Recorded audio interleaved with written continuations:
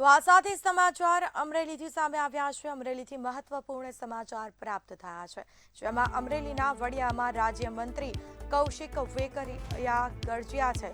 તો વિકાસના મુદ્દે રાજ્યમંત્રીએ વિપક્ષને આડે હાથે લીધો છે। તો વડિયાના શિવાજી ચોક ખાતે જનસભામાં તેઓએ પ્રહારો કર્યા છે।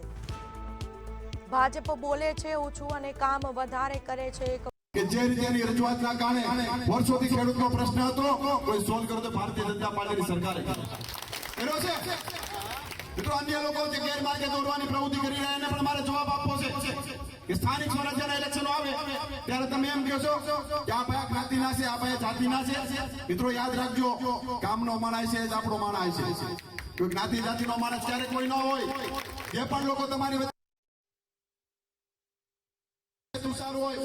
હરેશભાઈ હોય, ભાઈ ચેતનભાઈ હોય, સ્થાનિક લોકો સાથે જોડાઈને કામ કરનારા લોકો છે। રાતે 12 વાગે તમે એમની ઘેરે જશો, તમને હોકારો મળશે, બાકી અન્ય જગ્યાએ હોકારા નહીં મળે। પણ યાદ રાખજો, જે તાલુકા પંચાયતના અમુક ઉમેદવારો બન્યા છે એને જ્યાં હોકારા નહીં મળે એ તો બપોરે 12 વાગે એસીમાં હોઈ જાય, પણ આ 3 લોકો અમને ગમે ત્યાં રોડ પર તમને જોવા મળશે, એ પણ આપણે યાદ રાખવું પડશે।